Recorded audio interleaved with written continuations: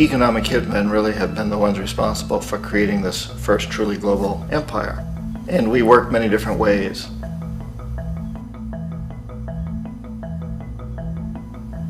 But perhaps the most common is that we will identify a country that has resources our corporations covet, like oil, and then arrange a huge loan to that country from the World Bank or one of its sister organizations.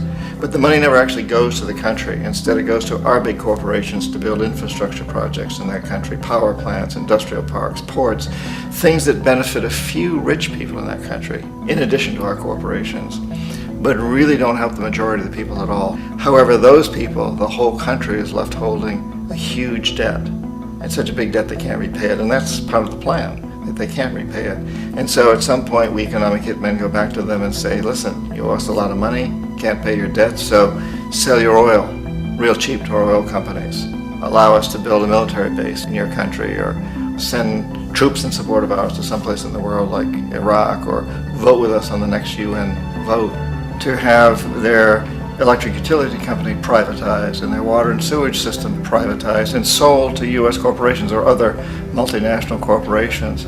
So there was that whole mushrooming thing, and it's so typical of the way the IMF and the World Bank work, that you put a country in debt, it's such a big debt it can't pay it, and then you offer to refinance that debt and pay even more interest. And you demand this quid pro quo, which you call a conditionality or good governance, which means basically that they've got to sell off their resources, including many of their social services, their utility companies, their school systems sometimes, their penal systems, their insurance systems, to foreign corporations. So it's a double, triple, quadruple whammy. The precedent for economic hitmen really began back in the early 50s when democratically elected Mossadegh, who was elected in Iran, he was considered to be the hope for democracy in the Middle East and around the world. He was Time Magazine's Man of the Year. But one of the things that he'd run on and began to implement was the idea that foreign oil companies needed to pay the Iranian people a lot more for the oil that they were taking out of Iran. The Iranian people should benefit from their own oil. Strange policy. We didn't like that, of course. But we were afraid to do what we normally were doing, which was to send in the military. Instead, we sent in one CIA agent, Kermit Roosevelt, Teddy Roosevelt's relative. And Kermit went in with a few $1 million and was very, very effective and efficient. And in a short amount of time, he managed to get Mossadegh overthrown and brought in the Shah of Iran to replace him, who always was favorable to oil. And it was extremely effective. Mobs overflow Tehran. Army officers shout that Mossadegh has surrendered and his regime as virtual dictator of Iran is ended. Pictures of the Shah are paraded through the streets as sentiment reverses. The Shah is welcomed home. So back here in the United States, in Washington, people looked around and said, wow, that was easy and cheap. So this established a whole new way of manipulating countries, of creating empire. The only problem with Roosevelt was that he was a card-carrying CIA agent, and had he been caught, the ramifications could have been pretty serious. So very quickly at that point, the decision was made to use private consultants to channel the money through the World Bank or the IMF or one of the other such agencies, to bring in people like me who worked for private companies, so that if we got caught, there would be no governmental ramifications.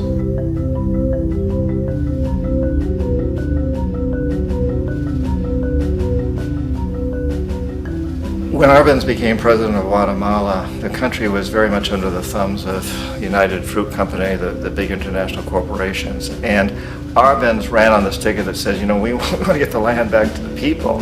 And once he took power, he was implementing policies that would do exactly that, give the land rights back to the people. United Fruit didn't like that very much. And so they hired a public relations firm, launched a huge campaign in the United States to convince the United States people, the citizens of the United States, and the press of the United States, and the Congress of the United States, that Arbenz was a Soviet puppet, and that if we allowed him to stay in power, the Soviets would have a foothold in this hemisphere. And that at that point in time was a huge fear on everybody's mind, the Red Terror, the Communist Terror. And so, to make a long story short, Out of this public relations campaign came a commitment on the part of the CIA and the military to take this man out. And in fact, we did. We sent in planes, we sent in soldiers, we sent in jackals, we sent everything in to take him out, and did take him out. And as soon as he was removed from office, the new guy that took over after him basically reinstated everything to the big international corporations, including United Fruit.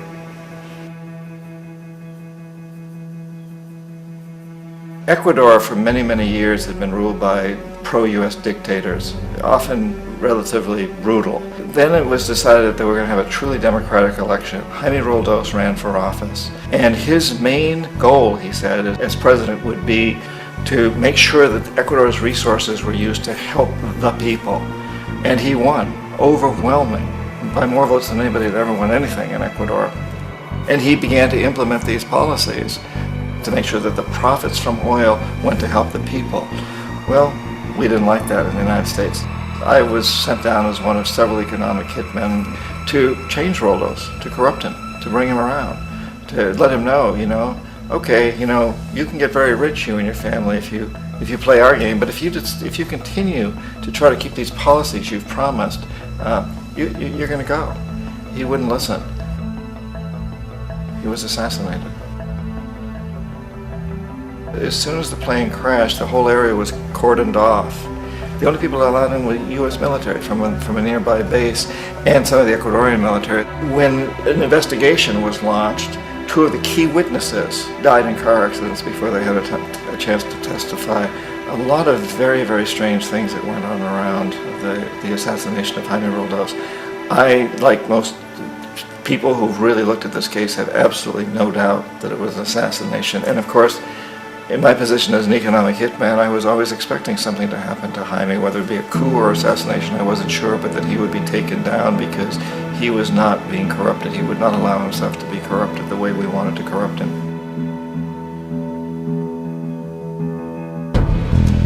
Omar Torrijos, president of Panama, was one of my favorite people. I really, really liked him. He was very charismatic. He was a guy who really wanted to help his country. And when I tried to bribe him or corrupt him, he said, look, John, he called me Juanito. He said, look, Juanito, I don't need the money. What I really need is for my country to be treated fairly. I need for the United States to repay the debts that you owe my people for all the destruction you've done here. I need to be in a position where I can help other Latin American countries win their independence and be free of this terrible presence from the north that you people are exploiting us so badly. I need to have the Panama Canal back in the hands of the Panamanian people. That's what I want. And so, leave me alone. Don't try to bribe me. It was 1981, and in May, Jaime Roldos was assassinated. And Omar was very aware of this. Torrijos got his family together and he said, I'm probably next, but it's okay because I've done what I came here to do. I've renegotiated the canal. The canal will now be in our hands. He just finished negotiating the treaty with Jimmy Carter. In June of that same year, just a couple of months later, he also went down in an airplane crash, which there's no question was executed by CIA-sponsored jackals. Tremendous amount of evidence that one of Torrijos' security guards handed him at the last moment as he was getting on the plane a tape recorder, a small tape recorder that contained a bomb.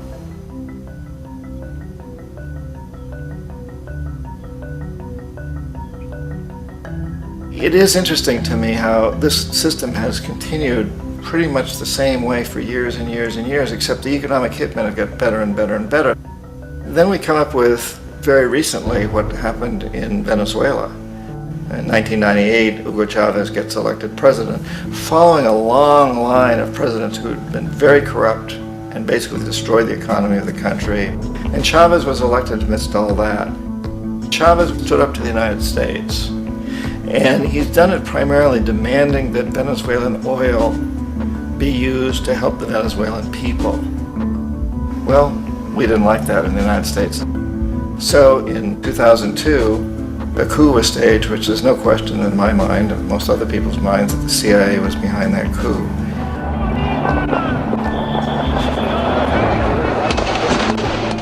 The way that that coup was fomented was very reflective of what Kermit Roosevelt had done in Iran, of paying people to go out into the streets, to riot, to protest, to say this Chavez is very unpopular.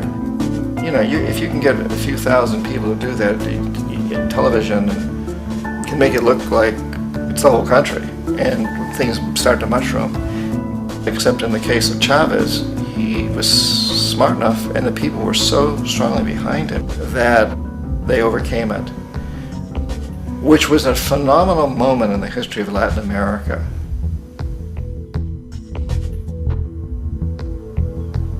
Iraq actually is a perfect example of the way the whole system works. So we economic hitmen are the first line of defense. We go in and we try to corrupt governments and get them to accept these huge loans, which we then use as leverage to basically own them. If we fail, as I failed in Panama with Omar Torrijos and in Ecuador with Jaime Roldos, men who refused to be corrupted, then the second line of defense is we send in the jackals. And the jackals either overthrow governments or they assassinate. And once that happens and a new government comes in, and boy, it's going to toe the line, because the new president knows what will happen if he doesn't.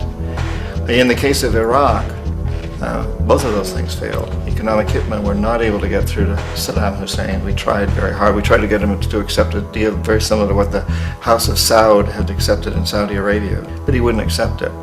And so the jackals went in to take him out. They couldn't do it. His security was very good. After all, he had one time worked for the CIA. He'd been hired to assassinate a former president of Iraq and failed, but he knew the system. So in '91, we send in the troops and we take out the Iraqi military. So we assume at that point that Saddam Hussein is going to come around. We could have taken him out, of course, at that time, but we didn't want to. He's the kind of strong man we like. He controls his people. We thought he could control the Kurds and keep the Iranians in their border and keep pumping oil for us. And that once we took out his military, now he's going to come around. So the economic hitmen go back in the 90s without success. If they'd had success, he'd still be running the country. We'd be selling him all the fighter jets he wants and everything else he wants. But they couldn't. They didn't have success. The jackals couldn't take him out again. So we sent the military in once again, and this time we did the complete job and took him out, and in the process created for ourselves some very, very lucrative construction deals. We had to reconstruct a country that we'd essentially destroyed, which is a pretty good deal if you own construction companies, big ones. So, you know, Iraq shows the three stages. The economic hitmen failed there, the jackals failed there, and as a final measure, the military goes in. And in that way, we've really created an empire, but we've done it very, very subtly. It's clandestine. All the empires of the past were built on the military, and everybody knew they were building them. So the British knew they were building them, the French, the Germans, the Romans, the Greeks, and they were proud of it. And they always had some excuse, like spreading civilization, spreading some religion, something like that. But they knew they were doing it. We don't.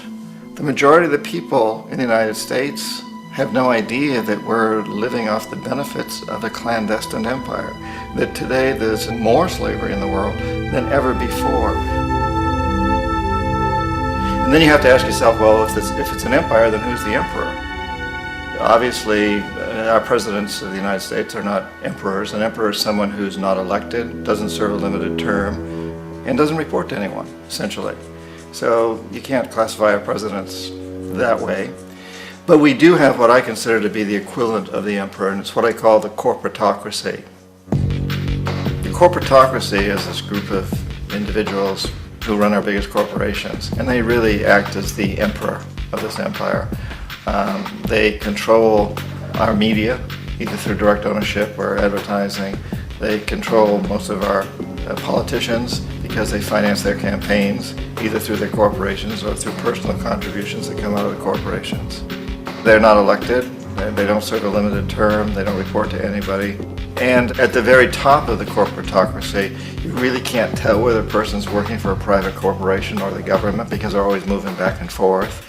So, you know, you've got a guy who one moment is the president of a big construction company like Halliburton, and the next moment he's vice president of the United States, or the president who is in the oil business. And this is true whether you've got Democrats or Republicans in the office. You have them moving back and forth through the revolving door. And in a way, Our government is invisible a lot of the time, and its policies are carried out by our corporations on one level or another. And then again, the policies of the government are basically forged by the corporatocracy and then presented to the government. They become government policy. So it's an incredibly cozy relationship. This isn't a conspiracy theory type of thing. These people don't have to get together and plot to do things. They all basically work under one primary assumption, and that is that they must maximize profits regardless of the social and environmental costs.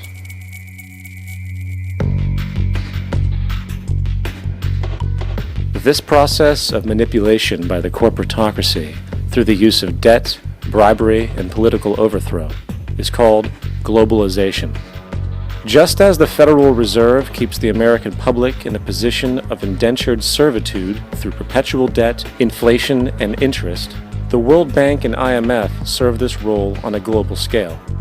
The basic scam is simple. Put a country in debt either by its own indiscretion or through corrupting the leader of that country, then impose conditionalities or structural adjustment policies, often consisting of the following. Currency devaluation. When the value of a currency drops, so does everything valued in it. This makes indigenous resources available to predator countries at a fraction of their worth. Large funding cuts for social programs. These usually include education and healthcare, compromising the well-being and integrity of the society, leaving the public vulnerable to exploitation. Privatization of state-owned enterprises. This means that socially important systems can be purchased and regulated by foreign corporations for profit.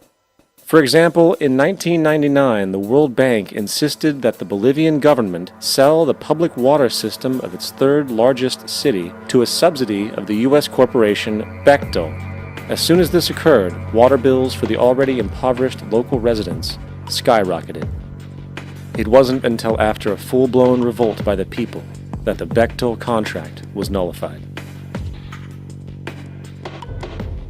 Then there is trade liberalization, or the opening up of the economy through removing any restrictions on foreign trade.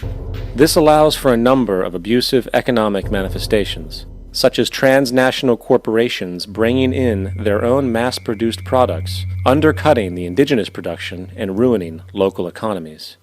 An example is Jamaica, which, after accepting loans and conditionalities from the World Bank, lost its largest cash crop markets due to competition with Western imports. Today, countless farmers are out of work, for they are unable to compete with the large corporations. Another variation is the creation of numerous seemingly unnoticed, unregulated, inhumane sweatshop factories, which take advantage of the imposed economic hardship. Additionally, due to production deregulation, environmental destruction is perpetual, as a country's resources are often exploited by the indifferent corporations while outputting large amounts of deliberate pollution. The largest environmental lawsuit in the history of the world today is being brought on behalf of 30,000 Ecuadorian Amazonian people against Texaco, which is now owned by Chevron. So today it's against Chevron, but for activities conducted by Texaco. Estimated to be more than 18 times what the Exxon Valdez dumped into the coast of Alaska. In the case of Ecuador, it wasn't an accident. The oil companies did it intentionally. They knew they were doing it to save money out there rather than arranging for proper disposal.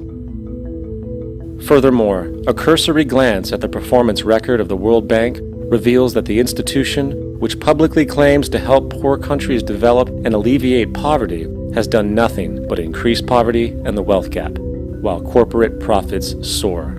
In 1960, the income gap between the fifth of the world's people in the richest countries versus the fifth in the poorest countries was 30 to 1. By 1998, it was 74 to 1. While global GNP rose 40% between 1970 and 1985, those in poverty actually increased by 17%. While from 1985 to 2000, those living on less than $1 a day increased by 18%. Even the Joint Economic Committee of the U.S. Congress admitted that there is a mere 40% success rate of all World Bank projects. In the late 1960s, the World Bank intervened in Ecuador with large loans.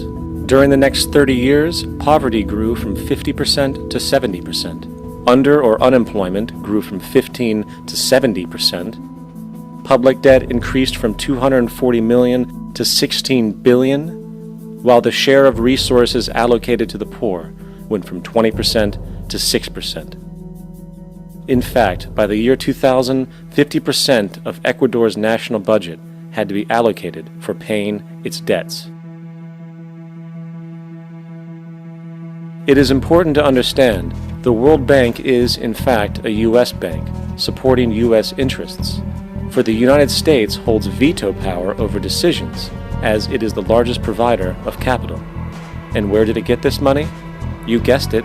It made it out of thin air through the fractional reserve banking system. Of the world's top 100 economies, as based on annual GDP, 51 are corporations, and 47 of that 51 are U.S.-based. Walmart, General Motors, and Exxon are more economically powerful than Saudi Arabia, Poland, Norway, South Africa, Finland, Indonesia, and many others. And, as protective trade barriers are broken down, currencies tossed together and manipulated in floating markets, and state economies overturned in favor of open competition and global capitalism, the empire expands.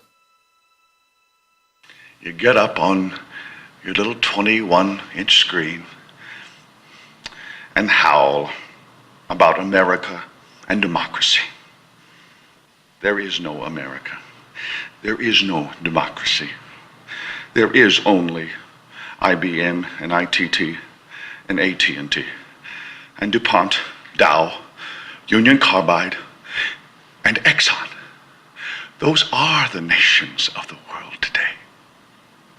What do you think the Russians talk about in their councils of state? Karl Marx? They get out their linear programming charts, statistical decision theories, Minimax solutions, and compute the price-cost probabilities of their transactions and investments, just like we do. We no longer live in a world of nations and ideologies, Mr. Beale. The world is a college of corporations, inexorably determined by the immutable bylaws of business.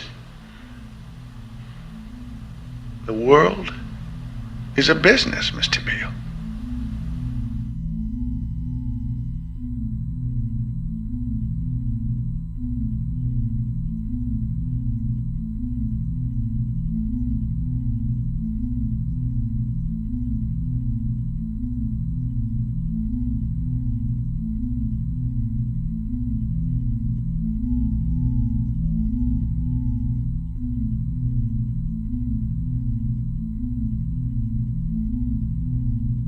The world is being taken over by a handful of business powers who dominate the natural resources we need to live while controlling the money we need to obtain these resources. The end result will be world monopoly, based not on human life, but financial and corporate power. And as the inequality grows, naturally more and more people are becoming desperate.